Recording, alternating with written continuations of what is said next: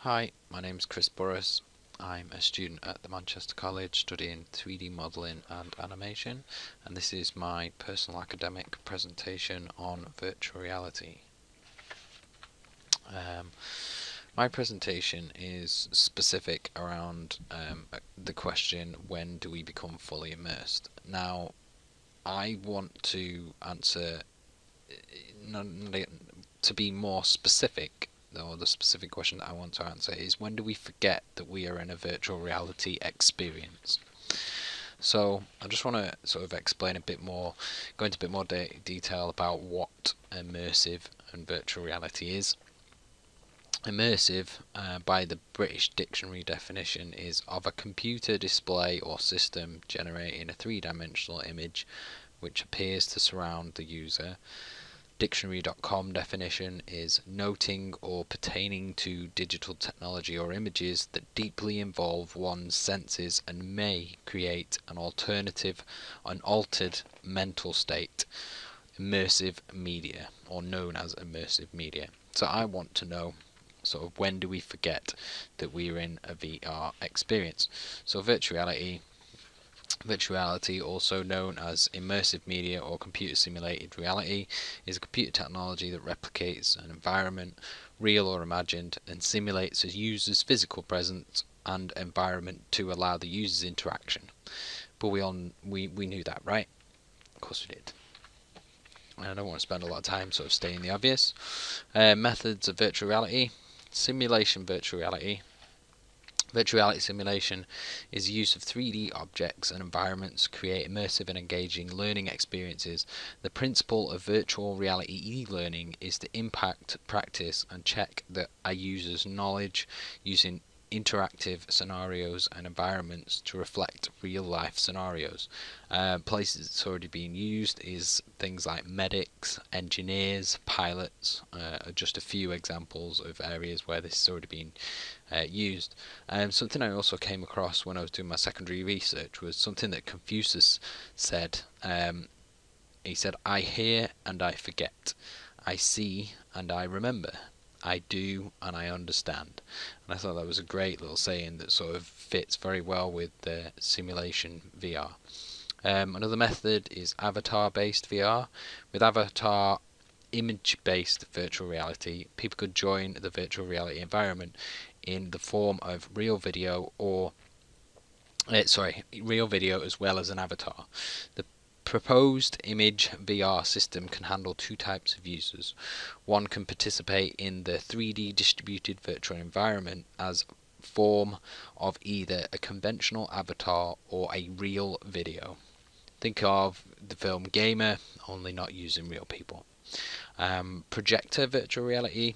In a projector-based virtual reality, modelling of the virtual environment plays a vital role in the various virtual reality applications, such as robot navigation, construction modelling, aeroplane simulation. Image-based virtual reality is gaining popularity in computer graphics as well as the computer vision communities. The reason is that it provides more realism by using the photorealistic images, and the modelling procedure is rather simple. In generating realistic models, it is essential to be accurately register acquired 3D data. Usually, a camera is used for modelling small objects at a short distance. Desktop VR. Desktop-based virtual reality involves displaying a three-dimensional world on a regular desktop display without the use of any specialized movement tracking equipment. Many modern computer games can be an example of this, using various triggers, responsive characters, and such interactive devices to make the user feel as though they are in the virtual world. And then finally, true immersive virtual reality. At the moment, this is hypothetical virtual reality, as immersive as consensus reality, most likely to be produced using a brain-computer interface. An intermediate stage may be produced by virtual space, using a head-mounted display with head tracking and computer of the controlled presented to the helmet. Sorry, computer control of the image presented to the helmet. Okay, so they're the methods of virtual reality. Let's have a look at some of the equipment involved. The first top left-hand corner, so from going left to right and then down, we've got HMDs, head-mounted displays. I'm going to cover those more in a little bit, in more detail shortly. Then on the top right is the OmniRig.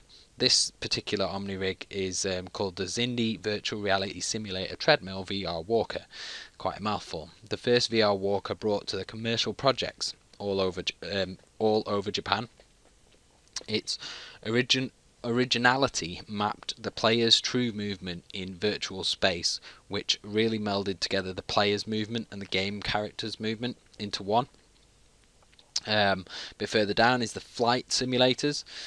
So from left to right on that particular picture, you've got the Iron Man flight simulator with mounting facility composed of a hand glider harness and a small crane. This is actually an engine crane that they're using. It's built by a team of virtual reality enthusiasts in Israel. The middle one is called the Ikaros virtual reality prototype, which utilizes an IMU, an inertial measurement unit from a smartphone to extract the control signals. And then finally on the right hand side is the Birdly simulator, which uses activators and input devices for controlling the virtual flight.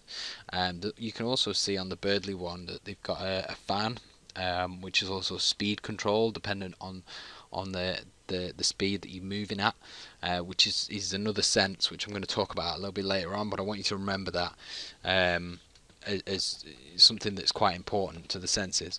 Now the final one at the bottom is one of my favourites, and I spent quite a bit of time reading about this. This is the Cable Sim, straight from the Max Planck Institute for Biological Cybernetics. It's a spherical or I'm going to struggle with this one. Icosahedral roll cage attached to the corners of a building by cables. The simulator platform has 3 degrees of translation, 3 degrees of rotation, and thousands of people that want to drive the virtual car or pilot a virtual plane with this gigantic robot. The cable robot simulator uses electric winches attached to the corners of a giant room to propel the platform up to 1.5 Gs of acceleration. The platform can move backwards, forth, up and down, and to and fro. So it's got pitch, roll, and yaw and everything, simulating what a race car driver would feel going around a track, or what a fighter pilot would feel barrel rolling through a canyon. All you need for a true virtual reality is an Oculus Rift, which a team has already been testing with driving and flight simulators programs, and it is a pretty awesome piece of kit. I mean, you got to have a nice big house to put that in. Certainly something to push for. Okay, so let's have a look at the consumer market. What can we get our hands on today? So you've got Cardboard VR, one of the most famous one, sort of one of the popular ones out there at the moment is the Google Cardboard VR, and they're for anything from £2 to £20. Works by placing your phone at the optimal distance away from the lenses. Then, by using compatible apps, the lenses create a 3D effect when held up to your eyes. For example, you can use the Street View demo and explore the streets of Paris while viewing your surroundings in a virtual reality that reacts to your actual position. So, do you remember earlier I talked about the IMU, it was called, on the that was taken from the smartphone for the flight simulator? Well, that's basically how this works. Your phone has a gyroscope in it and a sensor board with loads of little magnets and things like that to basically sense where the phone is, and it's using that piece of technology within the phone, and that's what allows this to become such an accessible piece of virtual reality kit, which is really, really good. Then we've got in the middle, these are the 2 major players. I mean, there's 3 really. There's the Oculus Rift, there's the HTC Vive, and there's Sony VR. But the gap between the Sony VR and these 2 is so big, it's just not really worth mentioning. So the Oculus Rift first, it's about between £400 to £500, depends where you buy it from. Picture a set of ski goggles, but instead of miles of fresh powder, you're transported into space or underwater. The Rift accomplishes this by using a pair of screens that display two images side by side, one for each eye. A set of lenses placed over the top of the panels, focusing and resharpening the pictures for each eye and creating a stereoscopic 3D image. The goggles have embedded sensors that monitor the wearer's head motion and adjust the images accordingly. The latest version of the Oculus Rift is bolstered with an external positional tracking sensor, which helps track head movement more accurately. The end result is the sensation that you are looking around in a 3D world. The HTC Vive is £700 to £800, so it's £300 more. There is a good reason, and I'm not going to go into massive detail about what the difference between the two are. I mean, this is the top contender at the moment since it's come to the consumer market, but it works in a similar way to the Oculus Rift. The major difference is it has a room scale movement system instead of pad controls for a more immersive experience. So whereas the Rift, you can sort of sit down and use it, and all, it's still great, whereas the HTC Vive, you move around within, I think it's like a 1.3 meters by 1.3 meters space, and it makes for a lot more of an immersive experience. So what makes a good virtual reality experience? Well, I did my primary research as a questionnaire. There's a lot more in my questionnaire, went into a lot more in depth than these 4 points, but these were the 4 major points that I wanted to know whether people felt that this actually would make a difference. Now, I surveyed over 20 people. Some of them were my peers within the Manchester College, and the rest of them were actually within the virtual reality community. So people that had experience with these the heads-up display units like the Oculus Rift and HTC Vive. So I wanted to know how important the graphics were in a virtual reality experience, and 91.3% said it was important to very important. How important is the audio in a virtual reality experience? 95.65% said it was either important or very important. And how important is artificial intelligence in a virtual reality experience? It's 86.96% said very important. And how important is the storyline? I thought this was the most interesting, even though I've left it to last, and it got the lowest score. Because when you look at sort of the most popular films, games, books, it's all about the story. You can do amazing visual effects and all that kind of stuff, and we can add magic to whatever we want nowadays. It's kind of sort of taken for granted, but if the story isn't good, the film isn't good. It doesn't matter how much you jazz it up, it isn't good. And that's the same with the virtual reality experience. It's still a very, very important part of the experience itself. So that was my primary research that I did towards my question. So let's get back to the question itself, because I don't want to sort of spend too much time wasted on sort of what we already know. So how far are we from full immersion? Okay, most guess, because at the end of the day, I mean, we are talking about things like The Matrix and Avatar, Gamer, Surrogates, some of my favourite films, and that was what sort of inspired me to do this research in the first place. Most guess it's a few decades due to how complex the human nervous system is. We're taught that we have 5 basic senses, but many neurologists identify between 9 to 21, some of which include, and I'm going to do my best to pronounce these words, proprioception. This sense gives you the ability to tell where your body parts are in relation to other body parts. Tension sensors. These are found in such places as your muscles and allow your brain to the ability to monitor muscle tension. Equilibrioception. This sense is this one of my favorite, very interesting. The sense that allows you to keep your balance and sense body movement in terms of acceleration and directional changes. There's many more. I just thought I'd sort of add 3 in there, but I mean, these are ones that is sort of like, how do you you've either got to trick the brain into using that sense, or you have to actually stimulate that sense, okay, which I'm going to come into to talk about in a little bit more detail a little bit later on. Okay, so it's not going to be like uploading your consciousness as depicted in the Matrix, but more like the computer getting inside our brain, actually stimulating those parts of our brain that make us feel like as if it was raining, because that's the senses on our skin. It's a lot more than just the touch sense.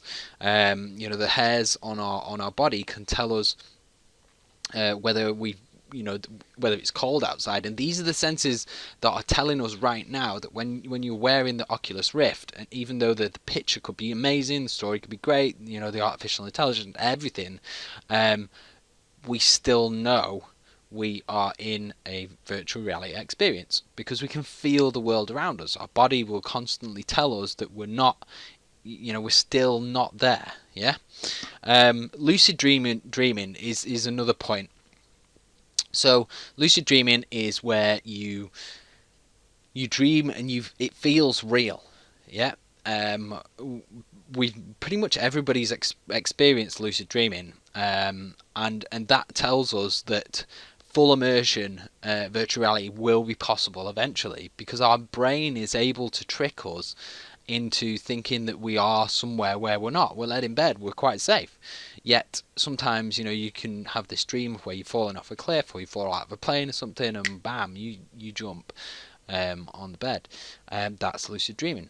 Okay, once this is all taken into account, we're going to need quantum computers to handle this kind of data load. The amount of information that's going to be sort of to-ing and fro-ing, not including the 3D modeling engine and everything that's going on in the background, but all the data that's controlling and sending signals to these different senses to help us to become fully immersive. So we may see fully immersive virtual reality by as early as the 2040s, but it won't be consumer accessible until about 2050s, even the 2060s. And now this is just a prediction, but it's prediction based on some of the experts within the industry, and some very a lot of other people's research as well. Okay, so I want to add where I'm up to at this point. So, at this point, the closest we have today is horror VR. This is my opinion, my own personal opinion. Yeah, it's not weird. And basically, it's because of the way our brain reacts to fear. Okay, and I read an article with Abigail Marsh, professor of psychology at Georgetown University, to find out how the brain processes fear. Okay, and we feel fear because we see or hear something that makes us anticipate harm. Okay, so let's say you're walking through a haunted house during Halloween, and a skeleton jumps out at you. The skeleton acts as the stimulus that triggers the signal in your brain. The signal travels to your amygdala, a region near the base of the brain. The amygdala fires a brain chemical called the glutamate out to two other regions of the brain. The first region makes us freeze or involuntarily jump. These reactions are so automatic because the signal is sent deep into the base of the brain to an area that we have very little control of. The second signal is sent to the hypothalamus and triggers our automatic nervous system, the system that's responsible for our fight or flight instinct. Okay, this is when your body goes into Superman mode. It elevates your heart rate, blood pressure, and pumps adrenaline through your body. That's the rush that you feel when you get scared. Okay, and we experienced fear in three stages. Okay, the first one is to freeze. It's our involuntary response designed to keep us hidden from potential predators when we sense they're near us. The second one is to run away. If we've already been spotted, the adrenaline coursing through our body helps us to run away quickly. And the third one is fight. If we're running away and that's no longer an option, the same adrenaline pumping through our body helps us to fight off, or at least try to fight off, whatever's threatening us. Okay, if we aren't in a real life threatening situation. Luckily, our body has a quick way of reversing the fear response. This is called the parasympathetic nervous system, and it counters it's the counter to the fight or flight instinct. It reverses the flow of adrenaline and lowers your heart rate back to its normal state. That's why every time that we jump during a scary film, our bodies don't all of a sudden start coursing through with adrenaline. After the initial reaction, our brain recognises that the threat isn't real, and the parasympathetic nervous system calms us down. Okay, so I want to show you a short video about sort of done by IGN, and it's the IGN produced the Paranormal Activity virtual reality game, and this is some of the IGN staff actually putting the game to its test. Here we go. Come on. That doesn't work. I can't breathe fire. All right. The house is creaking. What? Okay, thanks very much for listening.